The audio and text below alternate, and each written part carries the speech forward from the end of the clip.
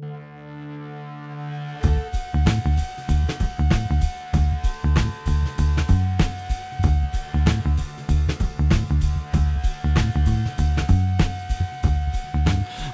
everybody, to the Nightly News Podcast. This is Professor Paul Miller, and we are here on a very momentous day as we welcome you for episode number 99 of the Nightly News Podcast.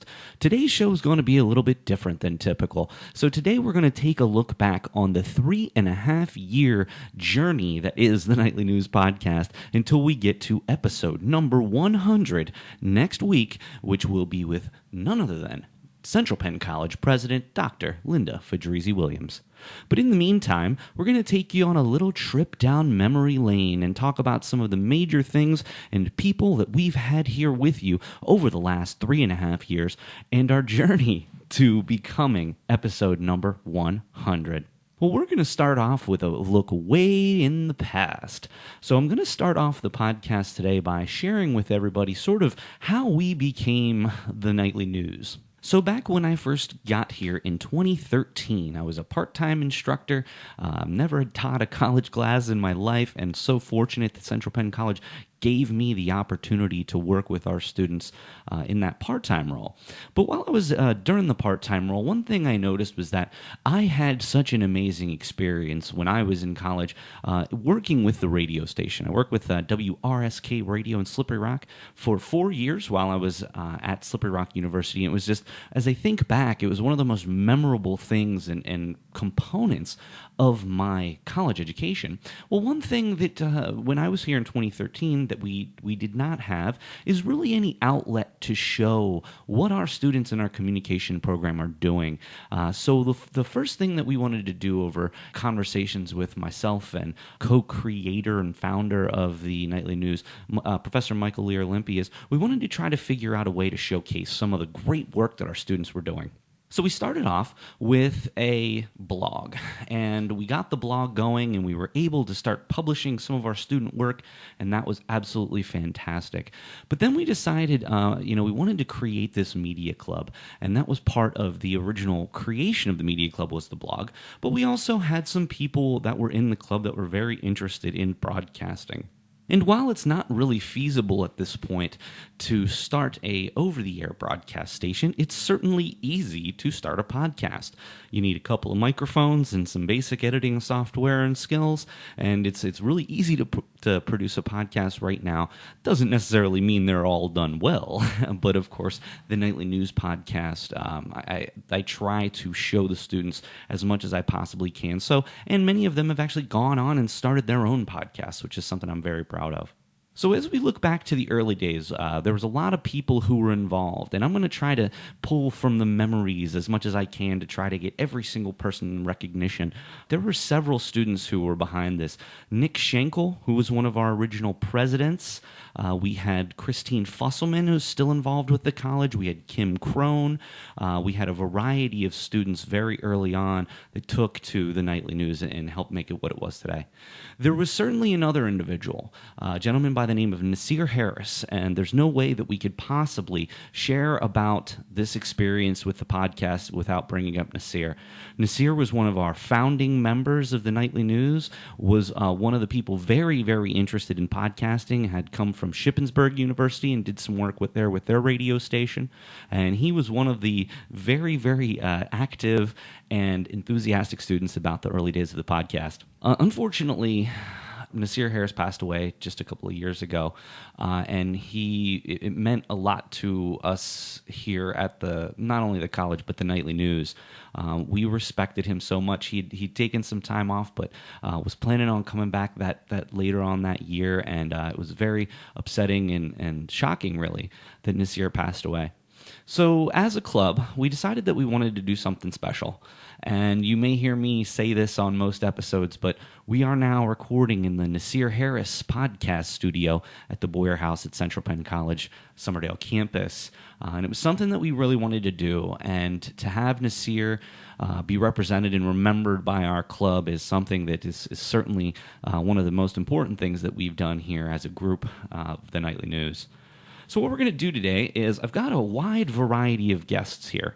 We're going to hear from a lot of people who have really genuinely changed the course of the nightly news.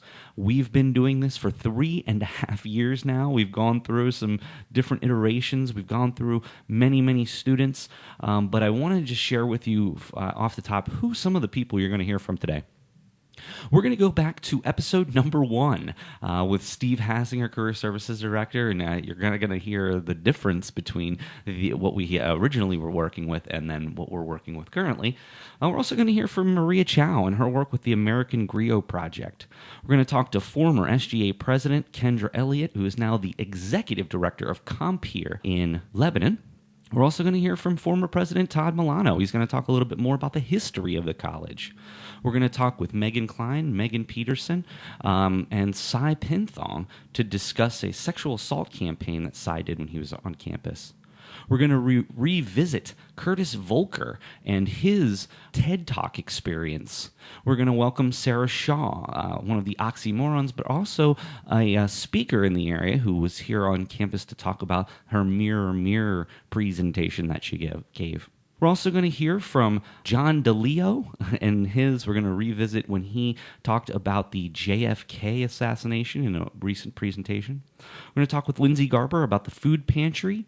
We're going to talk to Samantha Bice about the research exhibition. And we're going to go back with former Senior Deputy Attorney General John Bachar as he's joined us as our political correspondent. We'll end with Dr. Fadrizi's last visit, and we will preview next week.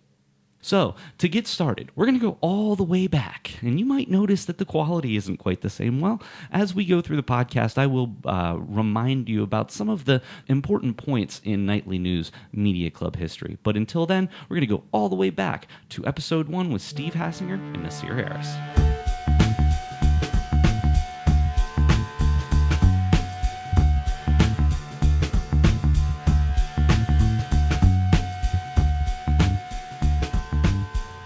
Like to welcome everybody to the Nightly News Media Club, our very first inaugural podcast we are doing here on the campus of Central Penn College here in Somerdale, Pennsylvania. We're very pleased to have Career Service Director Steve Hassinger in here talking with us today about the CPEC Job Fair coming up here on Tuesday, February the 16th from 10 to 3 at the Radisson Hotel in Harrisburg. Steve, welcome. Thank you. It's a great honor to be here. Well, especially since it's our first podcast. Yeah, absolutely. One of the reasons that we wanted to have you here today is because this is one of the quarterly event that you do each term here at the college. In the spring, we do a Business Partner of the Year breakfast to honor employers who have worked with us throughout the year. And it's also a great opportunity for students to make contacts with employers for jobs and internships. And then during the summer term, we do a networking reception over lunch from 11 to 1. Every term, you're doing something to try to get the students here, if nothing else, networking, but in many cases, opportunities to find careers. Absolutely. We have at least one event every term and a variety of other workshops that we do throughout the year as well. Well, I think we'll focus the rest of the discussion here on the CPEC Job Fair. We're also joined today by a podcast committee member, Nasir Harris. Hello, this is Nasir Harris. We look forward to branching out with the podcast, but this is our first crack at it, so please forgive us if we are a little on the rusty side. That being said, I have a few questions for Steve, and then we'll throw it over to Nasir for some other questions. The first question that I had is, a lot of people think job fairs are typically only useful for those in their final year of schooling. What is your opinion on that? I think all students, regardless of it's their first term, their last term, or they're halfway through their education, wherever they're at, I think they can benefit from going to a job fair. Obviously, those students who are in their last year are more likely to be looking for an internship or a job in the midst of an active job search. However, first-year students who maybe aren't quite sure exactly what they want to do with their major, they're not quite sure what kind of opportunities might be out there for them. It's a great way for them to kind of do some exploration and learn about different career opportunities and different companies that are available. For students who are in the midst of their education, making those connections with people who are out there in their field. I've had employers who have said, I remember this person because I've seen them now at 4 or 5 or 6 of your events. And after a while, they kind of get to know who the student is. And when it's time for that student to go and approach them about a job or an internship, they already have a relationship established with that employer. Well, and certainly, as you know, I'm a very huge advocate of LinkedIn. And this is certainly another way for some of the students, if nothing else, to try to build some of their current LinkedIn connections for those that maybe down the line might be looking to hire them when they graduate. Absolutely. So if you meet somebody at a job fair and you're really interested in that company and some of the opportunities they might have, why not follow up later on that day or the next day with a LinkedIn request and tell them that it was a pleasure to meet them at the job fair and that you'd like to make a connection on LinkedIn to stay connected to them.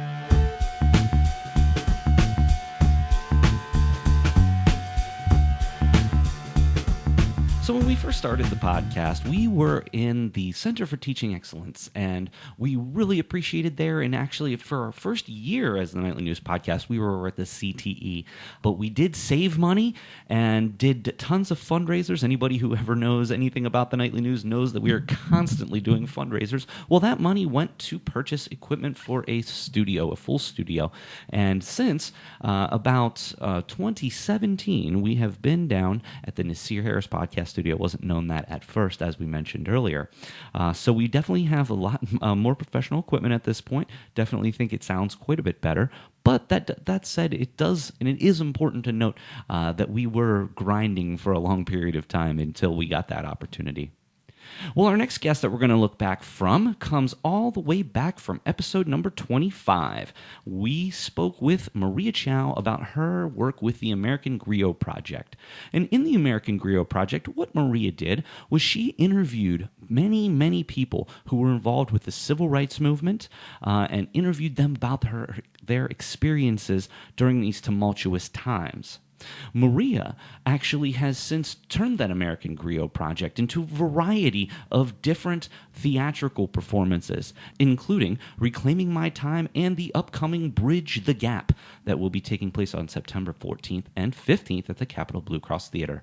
So for now, we're going to go back to episode 25 with Maria Chow talking about the Americanriot Project.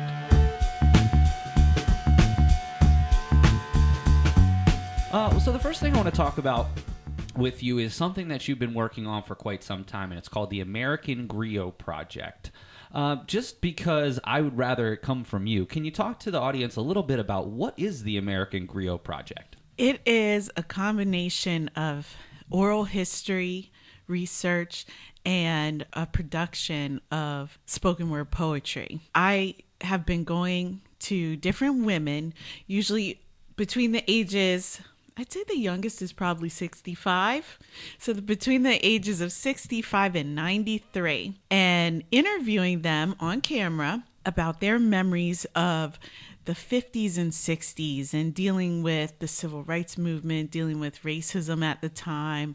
And they've been telling me their stories. After I get the story, then I go take my time to see what from that story really stands out and inspires me, and I basically translate their story into poetry. So I have written poems from these different women's memories, and then in the end, what I would like to do is not only publish them in a book, but also create a performance called a choreo poem, similar to if you've seen the play or the film For Colored Girls Who Consider Suicide When the Rainbow Is Enough by Ntozake Shange. It would be that kind of style, or maybe a little bit if the vagina monologue, some people might have seen that. So it kind of weaves the poems together with one theme. And one theme that I saw repeated throughout the interviews is people perfectly qualified and able and ready to do something and constantly rejected merely because of race or gender. How did you get involved with this project? I mean, obviously, You're a professor here at the college, the head of the creative writing classes that we have. You've published multiple books. You're an absolute all-star. What was it? And I understand what you're saying about using this as inspiration, but still, with everything that goes into tracking these people down, to get, video equipment, to prepare, to go more than likely to them most of the time, yes? Yes. To do all of that, to me, seems like that's a lot of work. And so, a lot of people find inspiration all over the map, but I guess my question is, what was it about this specifically that really put you to the point where you wanted to start this? And when you first got started, what was it that said, this is perfect for me? It is really hard. It has taken double the time that I originally thought it would. I remember talking to you about this probably 2 years ago. Yeah. 2 years ago is when I finally felt, get with it. It's been on paper and scribbled in your notebook for a while, and now it's time to get to it. And I pretty much started it back then about 2 years ago. And I thought it would take me a year. But honestly, with our schedule, you really don't have a lot of free time to write. And I often visited the women on the breaks. And so it's an ongoing project. Well, sort of maybe from a different perspective, you'd mentioned the demographics of the ladies starting at 65 and up to 93. Sort of the unfortunate thing is here, Mother Nature always wins, Father Time, I suppose you would say. And it's sort of a situation where you only have a finite amount of time with these individuals, and I'm hoping that you're able to make sure that you get with them, before maybe they're too ill to be able to do something like this. Right. There's been some amazing women. One lady, she was 93 years old, and she was just feisty and just had a very good memory, very sharp lady. But then her best friend from high school was with her, and she really couldn't talk to me very well. She was blind. She couldn't get around, and her memory had really faded. And I'm glad that you brought that up, because that's also part of it as well. My grandma is one of my favorite people in my entire world, but the further along we get, I do notice her memory going. And the unfortunate thing is with her, she's told me so many wonderful stories about her, and I'm sure you've experienced the same thing with some of these ladies.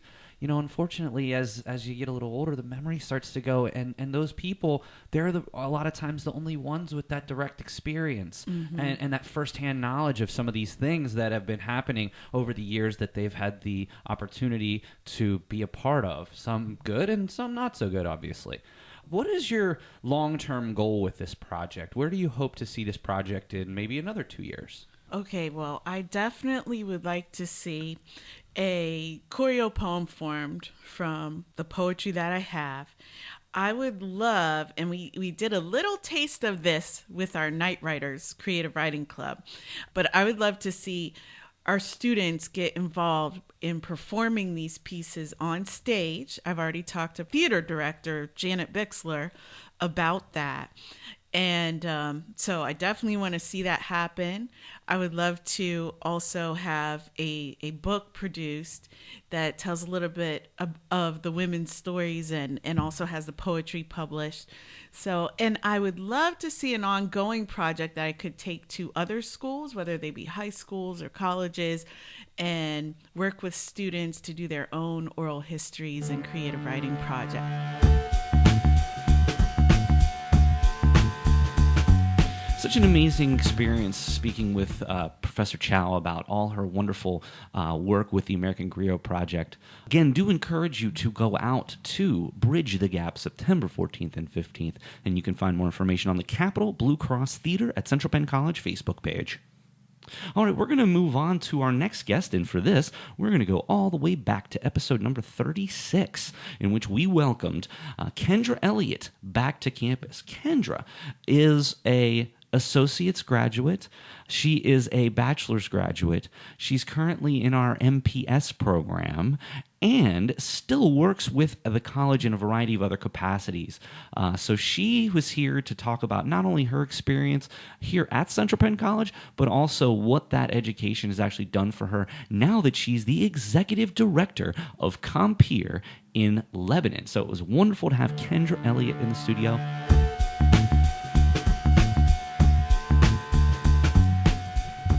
Welcome to the Nightly News Podcast. We are so fortunate today to be joined by one of our most successful graduates in recent years, Kendra Elliott, former SGA president here at Central Penn College. Kendra, thank you so much for taking time out of your day to come here and talk to us. Thank you for having me. I really appreciate it. You are more than welcome. And I will say that I've known Kendra.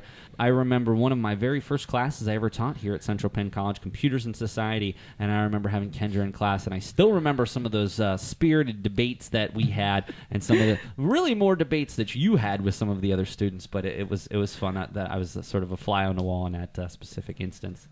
We're also joined here by our current SGA president and vice president of the Nightly News Media Club, Yuli Sadejo. Yuli, it's a pleasure to have you here today. Thank you for having me. Well, I wouldn't have anyone else. So one of the things that, and later on in the show, we're going to talk a little bit more about what has happened to Kendra since she's graduated here from school. But we wanted to start off the show today talking a little bit about Kendra's sort of journey through Central Penn College. Kendra holds 3 different degrees from Central Penn College. She owns an associate's degree in entrepreneurship and small business. She owns a bachelor's degree in business management, and she owns another bachelor's degree in human resource management in 2014, 2015, and 2016 consecutively.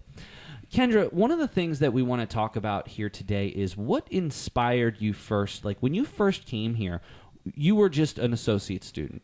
What was it to you that made that next step to saying, you know what, I got my associates, I want to keep going, I want to get this bachelor's? What was it that sort of made those lights go off above your head? Yeah, I came in, you're right, as seeking my entrepreneurship and small business, because in my past I had a business and closed it during my time at Central Penn. However, I thought, I'm not going to go in. I just need to know more about the background of business, be more business smart, if you may. So I came in and wanted to do that, not expecting the experience I was going to have at Central Penn. I met a few people on campus, and it changed my viewpoint. Honestly, I came in, I was a mom already, and I was like, okay, I'm going back to school to get my degree so I could get out, have kids. I need to move on. And that it happened, but it happened differently. I came in, and the opportunities that was presented to me, the network of people that was presented to me, the atmosphere, the professors, the administrative team, it was just a different environment, not expecting that when coming into a college, especially as an adult, because technically I was an adult. So I just I came in, got that, and I said, okay, well, what's next? And I got involved with the school. I think key for me was getting involved with the school. I started getting involved with the clubs on campus. Now, International Club, the Honor Society, different clubs before I even went into SGA. And I just wanted that college experience that I felt like I didn't get. I was deprived of in a way, and why not? It's not, you can't justify making excuses, because I am an adult now, or because I have children, I shouldn't do this. It made the opportunity, the door was open, and I wanted to take the next step, and I made the decision to stick around for my bachelor's degree. And that moving into my bachelor's degree even got me more involved in Central Penn, and I stayed around. One of the things I talk about with I teach several, it's now called CPC Foundations, used to be freshman seminar class. Something I talk about on the very first day of class is a recent study that shows about 50% of people who enter into college do not graduate within their first 6 years. 50%. Wow. And what some of the article was talking about, and why I bring it up, is because I try to explain, listen, this is not high school anymore. This is an opportunity. That's what this is. You have an opportunity, and what college is what you make of it. And it's funny because I sometimes you go out and you read different reports about different schools, and people, I didn't like that school because X, or that school wasn't for me because Y. But really what it is a simple fact that college is what you make of it. If you sit in your room and you don't do your work and you don't go to class, you're not going to pass. You're not going to succeed. But if you go to your classes, if you try to get involved on campus, if you get involved in a club or 2 or 3 or 4 like Yuli, you're going to have a stronger sense of connection. You're going to have a stronger ability to network because, for example, right now we're talking with Yuli about an internship, and I've got personal friends that I can reach out to for Yuli that I'm not just necessarily going to do for everyone. Exactly. And that's the thing, how involved that you are in the college process really has a lot to do with the amount of success you're going to have. I totally agree. I mean, honestly, between all the events I've attended, all the things I've been invited to, all the award, the recognition, currently have the Rosa Parks award. I have multiple different awards I've received from Central Penn over the years. And you're right, because I know personally reached out to you when I was looking for my internship and many other professors while I was at my time. But it was easy to do that because I knew who I was and they understood that I had my work ethics and my motivation was there. So they weren't just doing it just to do it. They were doing it for someone that's going to be, represent them well if I went into that business and I went to that atmosphere and say I was told by XYZ person from Central Penn College. So I completely agree with that and support that 110%.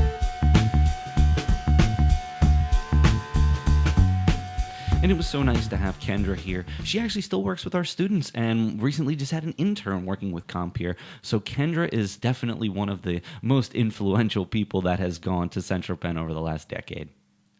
Well, one of them, the early on during the podcast, so by this time we've moved down to the new studio, and we've been down to the new studio for a while, and we keep expanding. When we first started, we had only 2 microphones, and that was one of the most important things that we wanted to do, is we wanted to include students. My goal for each and every podcast is to have at least one student, if not multiple students on, be down and experience, what it goes into putting a podcast together, the preparation needed, the pre-show meeting, and so that was once we got the studio and we had the space, the most important thing for us was to continue to expand. But early on, one of the most important episodes that we ever got the opportunity to do in the first 50 was with our former president, Todd Milano. Todd has since moved on from the college and retired, and I'm sure he's enjoying his retirement at this point. But Todd was on in his final days here with the college. Toward the end of his career here, he moved on to work with the Education Foundation and was the president emeritus for the college. So we were so happy that he took the time to share with us more about the history of the college. And the specific part, and again, all of these podcasts you can go back and find on our Nightly News YouTube page, or simply just do a search on the Nightly News blog at blogs.centralpenn.edu/nightly news, and you can find all of these podcasts still available if you wanted to listen to them in whole. That said, the interesting part that we're going to hear about in this particular Best Of segment is Todd's research about when the college was founded. So typically, when you hear about Central Penn College, you hear about the 1881 date.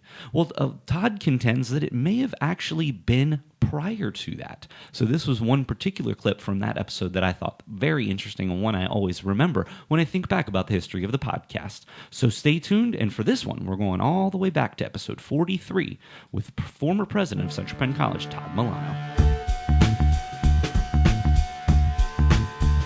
Well, what we're going to talk about today in the first segment of our podcast here is some of the history of Central Penn College. If nothing else, one of the things that you have, made it your personal mission to do over the past, let's say 5 years or so, ever since you've become president emeritus, is to preserve some of the history of our institution. Let me first ask you, why is the history of this school of paramount importance to you, Todd? Thank you for asking. I'm one of these fellows who believes that you don't have to destroy the past in order to discover the future. And in fact, I believe that our past can inspire us, our past can inform our future and help give us guidance and direction as to where we might set as our goals for the next chapter in the life of Central Penn College. What are some of the things that when we go back, according to lore, we were established in 1881. Can you tell us a little bit more? I know that we talked off air and you said that you'd found a little bit more information about the founder. Would you like to share some of that information that you found with the audience? Indeed. Originally, when I first started here, we published as our founding date 1922. And that's because that was the year that we first went by the name Central Penn. But my research probably 20 years ago revealed that, oh no, the institution existed. There was this cataclysmic event that took place in 1922 where literally a faculty member who was well loved was terminated by the leadership of the institution. He went across the street, rented a couple of rooms, and who followed him? All the students and the faculty. So he, at a very young age, literally kidnapped the institution. So it did exist prior to them, prior to 1922. So I said, well, how long did it exist? And I used something called the Boyd's Directory down at the Dauphin County Historical Society. Think of it as a phone book before you had telephones. So they would publish this directory periodically, and I just went back in time to the very first entry in Boyd's Directory, and that occurred in the 1880-1882 Boyd's Directory. I didn't know when during that time period it started, so I just said, well, let's pick the middle, 1881. That's kind of a cool number. You turn it upside down, you read it backwards, it's still the same. Let's go with 1881. And then just within the last year or so, I dug a little deeper. I went to the state archives, and I came across some very interesting information on Joseph N. Curry. Here's a fellow born 1844. Had 4 brothers in Hummelstown, Pennsylvania, right outside of Hershey. At the age of 18, he and one of his brothers enlisted in the Union Army to fight during the Civil War.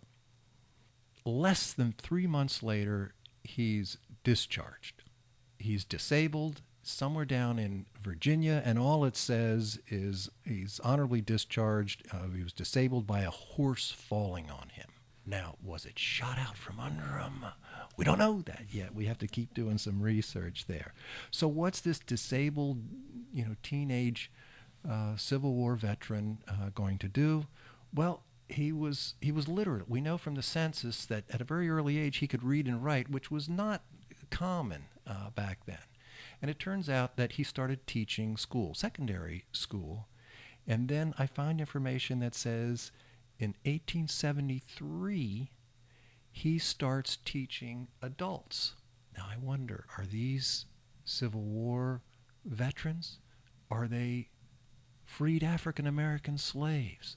I don't know, more unanswered questions. But he starts teaching these adults in the evening, and then it was in or around that 1881 date that he made that his full profession and started teaching at what was then called Pennsylvania Business College, that he started teaching during the day.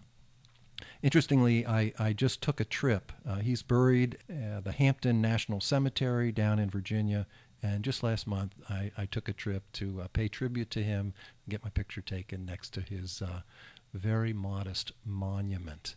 They abbreviated his first name. They spelled his last name wrong.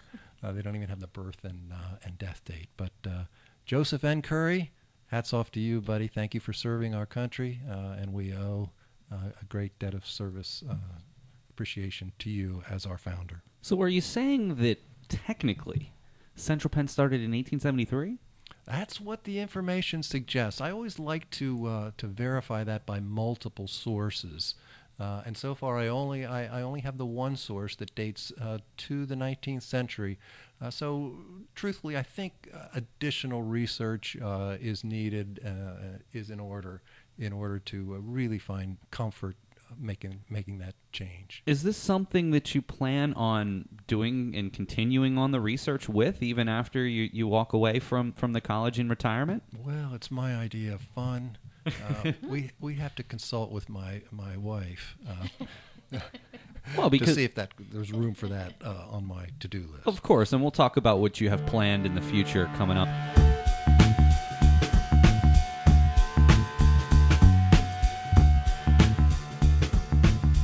And it was so nice to have Todd on the show again. His was an extremely insightful episode about the history of the college. Certainly something that you may want to go back and check out one of these days and listen a little bit more about the history of Central Penn. All right, well, we are going to move on to our next clip, and this one's going to come to you from all the way back on episode number 44. This was with Dr. Brant Ellsworth, and why we had Dr. Ellsworth on the show was because of the initiative that he helped to create back in 2018, the CPC Film Series. I think it's such a great idea. I actually had the opportunity to be a part of the CPC Film Series when I did The Big Lebowski back on April the 27th of 2018. But Dr. Ellsworth was the idea and the brains behind this operation, still continues to be to this day.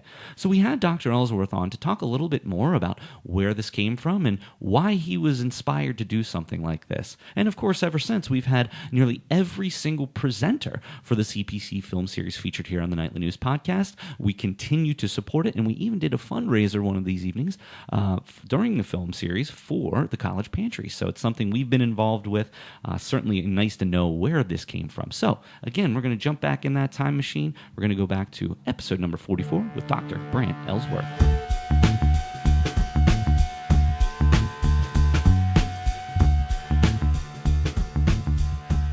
Well, I want to move on, Brant, to talk about the Humanities film series that's going to be coming up in 2018. Save the date for these three events. Jared Reif will be doing Jaws on January the 26th. Yours truly, Professor Paul Miller, will be doing The Big Lebowski on April the 27th. And Dr. Marcy Roven will be doing Harry Potter and the Order of the Phoenix on July 27th. And we still have one that's, we're looking for a date in the fall term. I have a few questions about this. Number one, obviously I'm involved with this, so I understand the amount of passion that you have about this initiative, but where was it that you came up with this idea, or maybe it was a collaborative effort? Yeah, so my background is in American Studies. I have a master's and PhD. Actually, I have a bachelor's degree as well. And one of the things that American Studies looks at is interdisciplinary studies of the American past. And I spent a lot of time working in popular culture, and of course, film became a really important part of that when I was an undergraduate. So again, I was at Brigham Young University in Utah, and some of the classes I had in film appreciation and film theory required students to attend I think then it was a weekly film series. A lot of foreign films, but I quickly grew, my appreciation for film grew as I learned to watch films not for entertainment, though they are largely for entertainment, but as windows into culture, into ideas, or into the past. And as I continued to learn more about American history, and kind of in my PhD years began focusing more on the American past, I recognized what an important role film plays in terms of educating Americans about their past. Now, very few people, for instance, were alive during the years of Martin Luther King, a class that I teach. But recently the film Selma came out, which recreated many of those events and allowed young people the chance to see visually what the 1960s looked like, and what type of issues people were fighting for.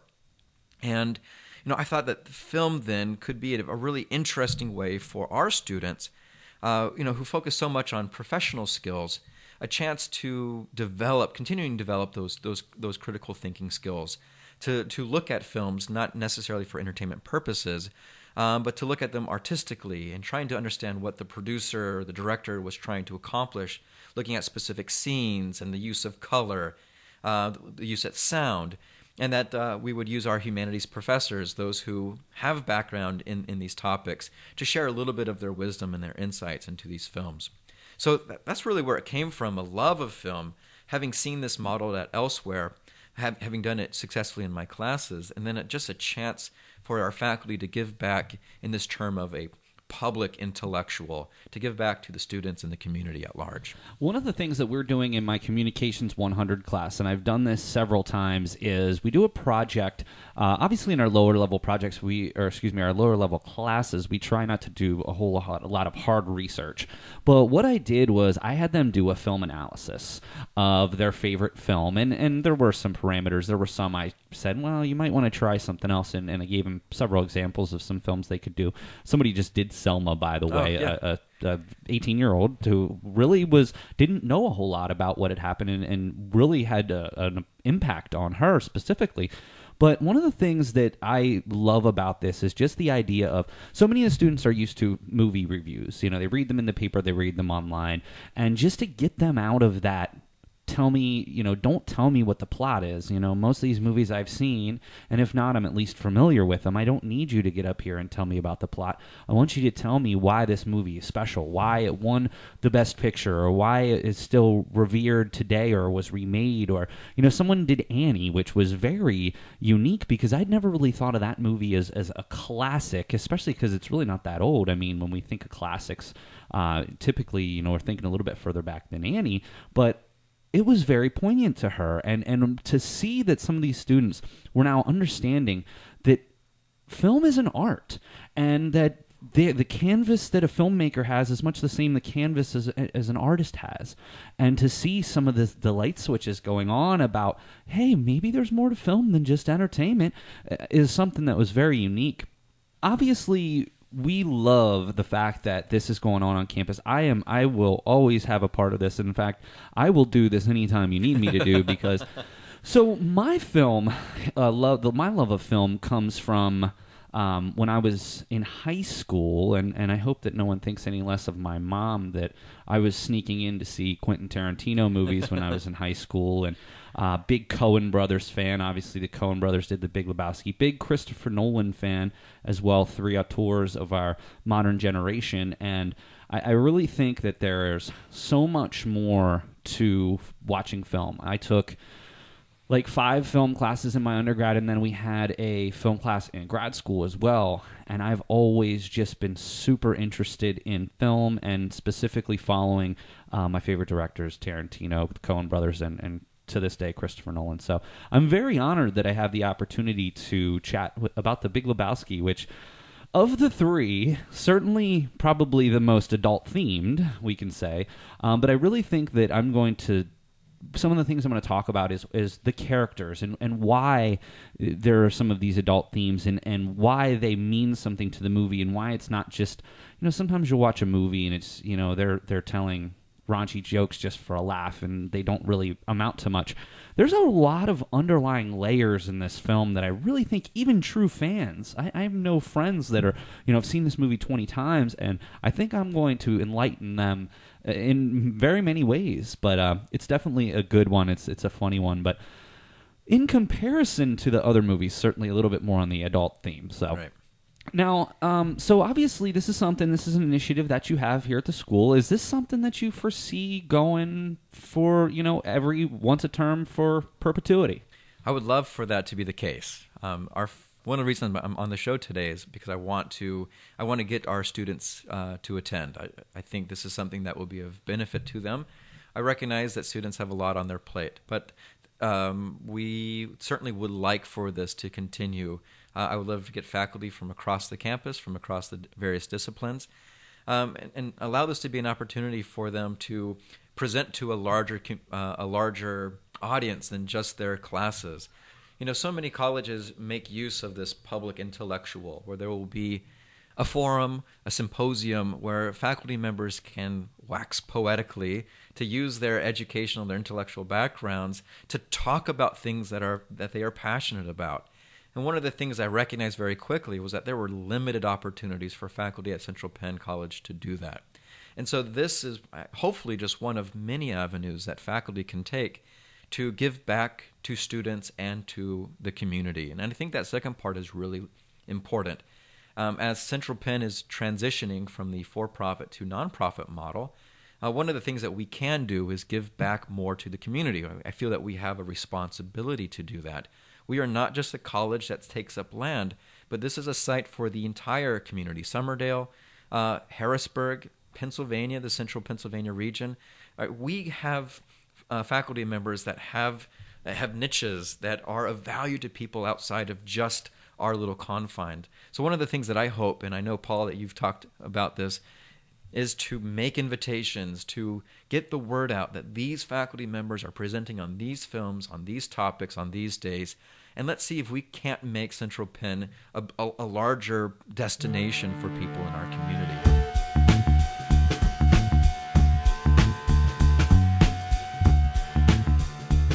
We are very excited that we continue to be able to support the CPC Film Series, and we're looking forward to future success. Well, now we're going to move on. So it's about this point where we're being joined by some new people. So the Nicholas Schenkels of the world, the Kim Krohns of the world, the Christine Fusselmans have moved on and graduated in many cases. And, we're really getting into our own as a club. This is about the time where people like Sherry Long, Cy Pinthong, Norm Geary, Yuli Sidejo, all these different people who stepped up and became leaders at the institution. This was a wonderful time during the history of the Nightly News.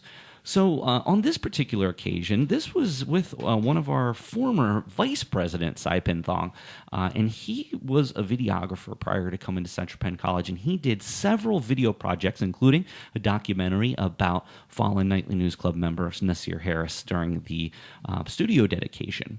Well, another thing that he did was he worked with a variety of people here on campus about a sexual awareness campaign, and in fact, Cy put together a video and as part of this campaign, and we had them on the podcast. So this particular episode was one of the few where I actually did not host. Cy actually hosted this episode, did an entire episode with Megan Peterson and Megan Klein, so two people who were very involved and still are in some cases with this particular issue here on the campus of Central Penn College. So it's nice to look back and review a little bit more about that campaign and all the hard work that was put into by everybody, and here Cy Pinthong, Megan Klein, and Megan Peterson. So we're going to go all the way back to episode number 49 for a sample of that interview.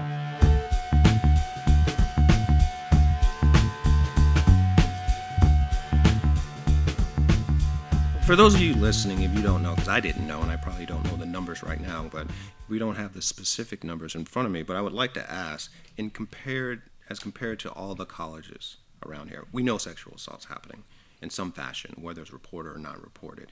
Now, I am a parent. I'm a parent of 2 daughters, and maybe this is why this is in the forefront more so for me of creating the PSA. Yes, other than my new dog now, I'm the only male in the house, so at least I have some companionship. But what, as a parent, let's fast forward this, and my daughters are getting ready for college, and I still have this concern in my head protecting, my children. It's like, where can a parent find numbers, statistics? Where does Central Penn stand? What's going on the campus of Central Penn? Where can I find that? Sure. So every college is required to disclose certain types of crimes. And one of the things that colleges are required to report are forcible sex crimes. I talked back when we were talking about that continuum of sexual misconduct that rape or non-consensual sexual contact are considered forcible sex crimes, and they're something that is reportable. So any college will have those statistics available for the last 3 years. Anybody who wants to find them can find them on the Central Penn website. On either the public safety page or the Title IX page. Both have links to that PDF where students can see our statistics. But again, every college is required to disclose those. And then you had asked kind of how Central Penn is stacking up with local colleges. And I think that's a really interesting question, one that I was kind of mulling over in my head. When we think about the statistics of what we know is happening with sexual assault, we know that 1 in 5 women and 1 in 16 men are likely to be sexually assaulted while they're in college. Whether they're reported or not is another story, but that's the numbers that you would expect. So when we're looking at the numbers that colleges are reporting, if you see low numbers or no numbers, it doesn't mean that sexual assault is not happening on that campus. It means that nobody feels comfortable reporting it on that campus, which is a very important distinction. So I looked at a handful of local colleges, just at the numbers that they were reporting in 2016. There was one college that said that there were 0 reports for 1,500 undergrads. Another that said that there were only 2 reports for close to 6,000 undergrad students. And so when you look at those numbers, to me, I don't look at them and say, oh my word, that's such a safe campus. I look at those numbers and I say, people might not be feeling comfortable coming forward on that campus if they're experiencing sexual assault. Another local college had 7 reports for 1,800 students. So that tells me that they're working really hard to create a culture where students do feel comfortable coming forward. Looking at our own statistics, in 2016, which is the numbers that were just published on our annual security report, we had 5 cases come forward. And looking at the residential population, which I know is a small part of our community, but looking at that, since that's the population that we'd be most likely to probably hear reports from, looking at that male-female breakdown and the numbers that we have, I would expect about 6 reports a year coming forward just from our population. So the fact that we had 5 come forward in 2016 and we had another 3 in 2017 tells me that we're still low. We're not completely off base from what's probably happening, but we probably are still being underreported even with the work that we're doing. Yeah, I would just reiterate exactly what Megan had said about when you see these numbers, I think people have an idea, maybe one year it was 5 and the next year say it's 15, and people think, oh my gosh, there's this crisis. Now there's this huge increase in sexual assault cases, and it's most likely these people are just reporting it more and they're feeling more comfortable about coming forward. So I think that's a good thing to keep in mind whenever we are looking at these statistics. And if they do seem to be increasing, or if the numbers are getting bigger, it's not necessarily that there's just more cases happening. It's just more people are feeling confident and comfortable reporting it. And I know when the Title IX office was established here, one thing that I was very open with when I was hired into this position is that I hope to see those numbers increase in our reporting, because it means that my office is doing its job of informing people about the process, informing people what their rights and options are, making people feel comfortable coming forward if they are experiencing an issue, to know that there's an office that can help them. So I certainly want to see those reports come in, because it means that people feel comfortable coming forward. Yep. And yeah, having some numbers as a parent would make the research a little bit better for me. I'm pretty sure with other people as well.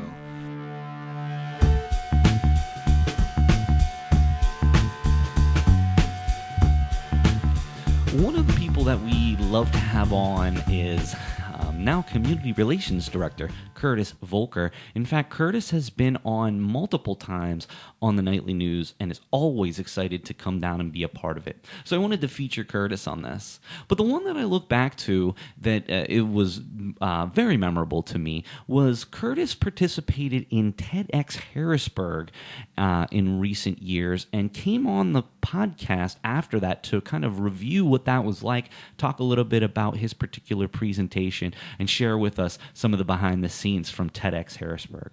So for this one, we're going to go all the way back to episode number 51 and hear from Curtis Volker and his experiences with TEDx Harrisburg.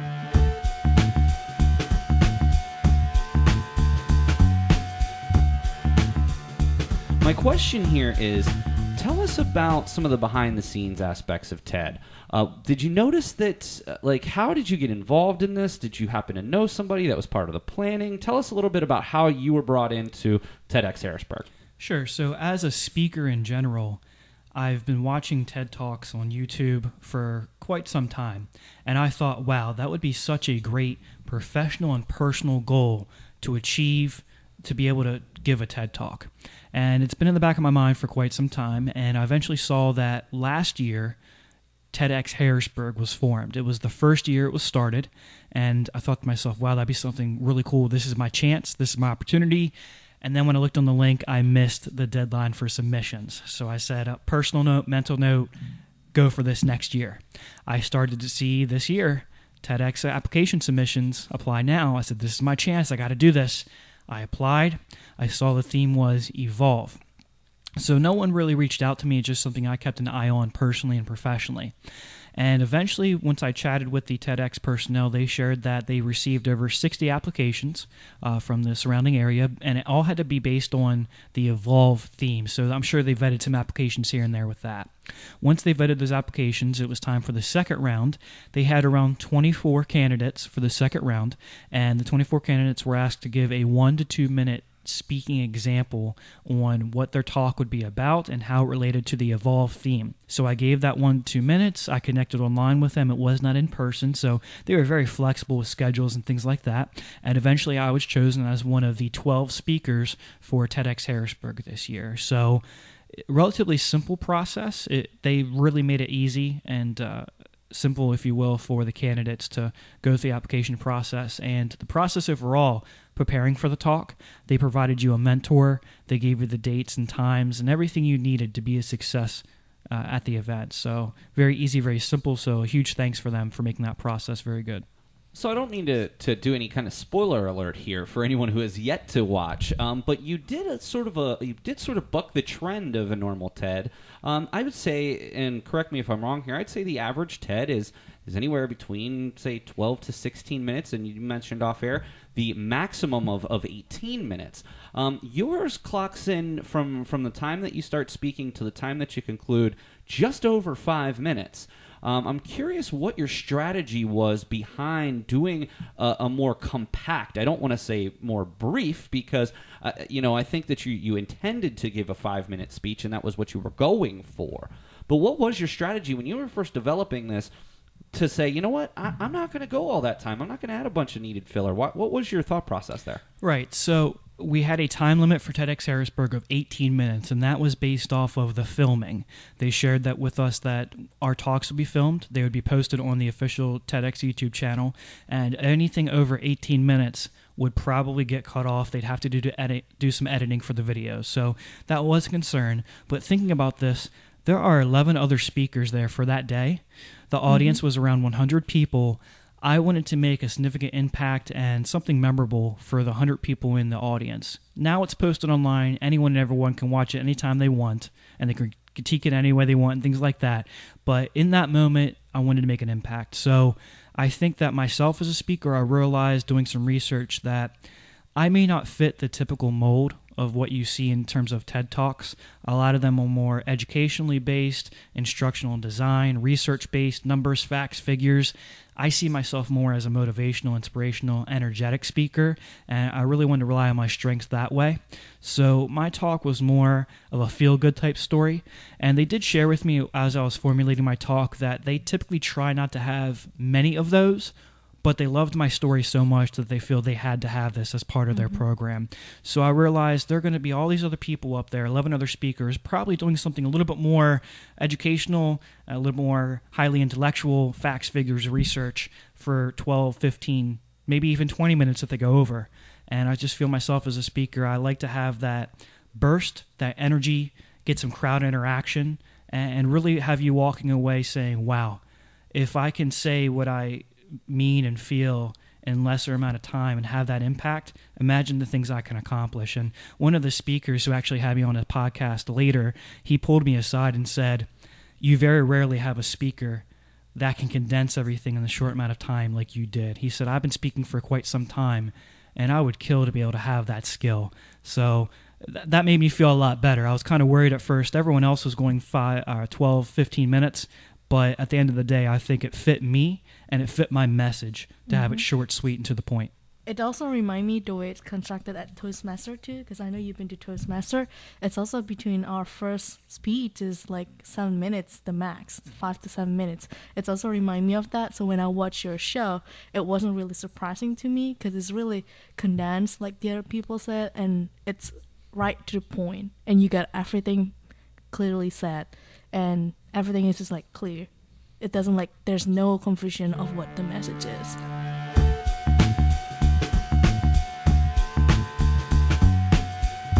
Curtis, always a wonderful guest. In fact, was just on recently this term. So again, you can always go back to our Nightly News YouTube channel and see all of our old episodes of the podcast. But you definitely should check out Curtis's most recent podcast this term on the Nightly News. All right, next we're going to go on to one of my favorite guests that we've ever had. It's we're not supposed to have favorites. But Sarah was such a wonderful person when she was on this podcast, Sarah Shaw. Now, some of you might know her as being one of the oxymorons in the local comedy troupe. But Sarah was here and has been at Central Penn College a variety of times for a different reason. In fact, she developed the Mirror Body Image Workshop and came to Central Penn several times during our common hours in the past. Sarah struggled greatly with an eating disorder when she was younger and wants to share her experiences, but also share support for those who might be experiencing that now. So Sarah was on the podcast way back on episode 52, sharing more about her presentation, but also sharing just some more general support for people who are struggling with eating disorders. So we're going to go all the way back to episode number 52 with Sarah Shaw.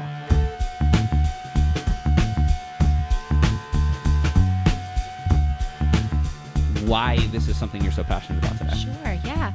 So when I was in college, I developed a really serious eating disorder. I was hospitalized. I had a brush with death, to make it sound a little bit more exciting than it actually was. And I have been going through a recovery journey ever since then. And so I used to work in student affairs and multicultural affairs at HAC in York.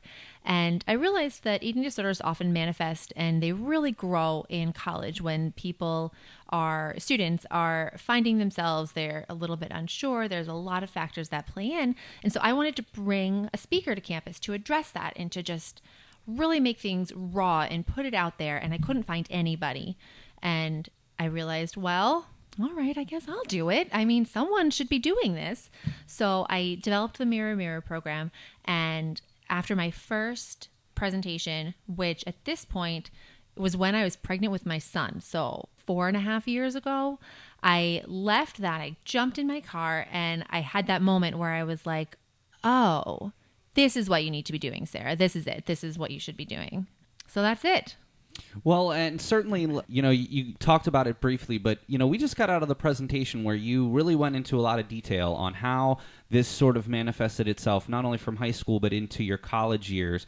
Speaking to a college audience, and many of the people that are listening to this show are in the college age, what is it about eating disorders that is sort of taboo in our society to talk about? It's not something that you hear very much of, and while there is support out there, it's not necessarily maybe as easy to find as it should be. Why do you think that is? I think it has a lot to do with just the taboo we have on mental health in general, especially because this one is something that manifests itself physically. So there's a lot of there's a lot of shame involved on the part of the person who's suffering. It almost feels like a failure. A lot of times the people who find themselves caught in an eating disorder are the type of people who are high achievers normally, people who struggle to always be the best at everything, who are competitive, who are perfectionists. And that's a blanket generalization because that certainly doesn't apply to everybody, but that's typical. And so admitting that you have an eating disorder is embarrassing almost. Like, I messed up here. Like, I don't know how I let this happen to myself. And so on the part of everybody else, I think it's a lack of knowledge, like sort of that same way that you don't say anything because you don't know what to say. And so what I'm trying to talk about is maybe just saying anything is fine. Maybe just starting a conversation and being honest and real and speaking out. Maybe that's the beginning. Megan, speaking from somebody who is a counselor on campus, have you, what sorts of things maybe would you suggest to those out there that might be potentially struggling with an eating disorder? And maybe how can your office help? So yeah, my office obviously is for any students who are going through any kind of stressors. Sarah even talked about it with her presentation that her lack of eating kind of became like a coping skill. It was kind of like a defense mechanism that if there was stress or some kind of trigger, that was the go-to for her. And I think that can be pretty common for students who maybe don't know themselves. How do I properly handle when, maybe traumatic situations come on or any general stress? And sometimes not eating or maybe overeating can definitely be their non-healthy coping. So when I do see students that are having some of these concerns, we'll obviously not just focus on the coping skills, but that can be a pretty big piece when it comes to this, is trying to figure out what are healthy ways for you to manage when stress does come on, along with your emotions. And if the eating disorder is a pretty significant piece, okay, let's look at those thoughts some more too, and kind of dive a little deeper with processing some of that stuff. Part of the reason that this resonates with me is, I'm a bigger guy. Anybody that knows me knows that I'm, I've always been a bigger guy. Now, unfortunately, I have put on a few pounds lately. But one of the things that I sort of drew some parallels to the things that you said, Sarah, I kind of go in the other way. I know that sometimes I eat differently than I should when I'm stressed out. And I've definitely, I don't mean to blame, but I know that part of the reason that I've put on some weight over the past year or so is because of my father passing away, and basically I'm still having some family issues that are a result of that. And again, I'm not blaming anyone, and I'm admitting that I know that that's an issue that I have, but it is difficult because people might go one way or the other, and it's just sort of that reaction to stress and grief that really does make changes in your overall health because of how you eat. Yeah, definitely. I think it's funny how people do react and why food and eating is such a go-to for people. And I think it's really common. I mean, it's a cliche almost, like, oh, my boyfriend broke up with me, I'm going to go get some ice cream.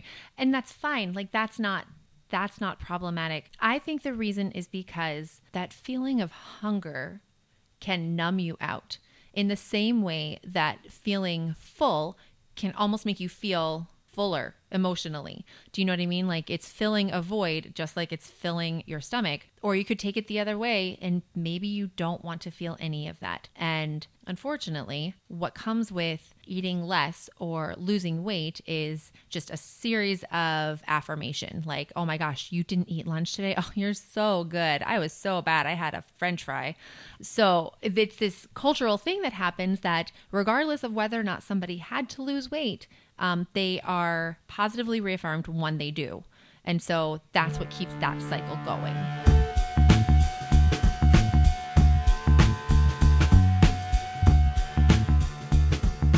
And we thank Sarah for being so active with the Central Penn College community, and we're so honored to have her, and we hope to see her back here on campus again sometime soon. Well, next is, again, another one of the standout guests that we've had in the history of our show, John DeLeo. He has done several podcasts with us, and as some of them, one of the most insightful guests that we've had. Now, this particular episode that we're going to take a look at here is we're going to go all the way back to episode number 59. John did a presentation on campus about celebrating John F. Kennedy's birthday, talking about the impact that Kennedy made. And he was on a couple of different episodes talking about this, but the one area that I wanted to share with you is one of the things when you think about the JFK assassination is all of these conspiracy theories. Was it Oswald that was the only shooter? Were there other people helping? And so John comes, and John's actually been researching this topic for decades, has actually been to the scene, and he comes on and talks a little bit more about some of these conspiracy theories and maybe puts some of them to bed. So for this one, we're going to go all the way back to episode number 59 with John DeLeo talking about John F. Kennedy and his assassination.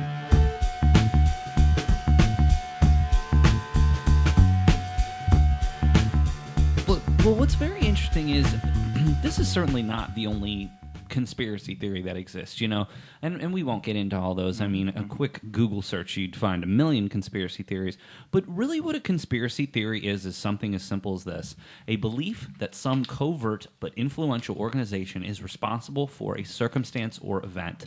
This, in the U.S. history, one of the biggest events that changed the course of our country, much like 9/11. And of course, there's multiple 9/11 conspiracies because of the same thing. And a lot of people just don't want to believe it, or they want to have a better picture of the amount of control that people have over their lives. And often they're just not willing to accept these types of things. John, what's interesting is I was doing some research prior to the podcast, and a journalism company called 538, they did a Survey Monkey poll just last year, October 17th through October 20th of 2017, of 5,130 adults. and only 33% of Americans believe that one man is responsible for the assassination. On the other hand, 61% think that others were involved in a conspiracy. It crosses all demographics, all ages, all races. Do you think that that's an issue that even after all this time, we still haven't gotten on with the fact that maybe it was just Oswald? Yes, that's and again, go back to the film. That reaches more people than people, millions of people, and makes an impression rather than people taking the time and doing the reading and doing the research and seeing, looking into it. So that can happen. And then you look at the background. You look at the theories. Well, let's start with the mafia theory, the organized crime theory. There's always a grain, I guess, from your research in conspiracies, there's always a grain of truth that runs through some of these conspiracies, right? A lot of conspiracy theorists, instead of proving them correctly, proving them wrong, it's, well, such and such a organization did not release this information, so if they're not forthcoming with information, they must be lying to us. So they're sort of taking the opposite of an academic, like you or I, or what Brian aspires to be, where we are looking for things that help prove our own point instead of saying, well, they're not doing something, so we're not going to believe them. And I think that that's a big part of it. Also, there is a lot of ins and outs to this case, and to just really, I don't want to say take your knowledge from a movie, because I think that these conspiracy theories existed before JFK. I think nowadays it's just so much easier. Oh, well, the U.S. government didn't do any kind of research into such and such a person as far as 9/11, so I'm not going to believe it until they release this. Or there was a camera outside of the Pentagon, and well, they didn't release that tape, so they must be hiding something. And it's just it's very unfortunate, because it's really just goes to show this confirmation bias that is with a lot of people who do believe in conspiracy theory. One thing I did want to point out, and then we will get into some of the specifics with JFK. According to a recent survey that was published in 2017, the percentage of Americans who have at least a college degree continues to rise. And SurveyMonkey found that 42% of Americans with at least a college degree believed Oswald acted alone, compared to 29% with less than a college degree. You usually kind of see it the other way. Usually, and no disrespect to anybody who does believe in conspiracy theories, but usually the people who do are maybe not as educated. In this case, that's not the case at all. It's almost the exact opposite of every other conspiracy theory that we've heard. Yeah. I think going to your point about the lack of transparency, or we find out that they're not releasing information, one of the things that I was fascinated with was Oswald's trip a month before the assassination to Mexico City. And a lot of this was revealed again in this new batch of information that was just released last year that have been classified. And if you can have a totally one view that it's a benign cover-up by the government, and I'll get into that when I explain that, and you can believe that Oswald acted alone at the same time the government was covering up and hiding things. Well, what were they trying to hide? Well, Oswald goes to Mexico City. He has this history of going to the Soviet Union, living in the Soviet Union, marrying a Soviet woman, and then coming back to the United States and being involved in communist activities.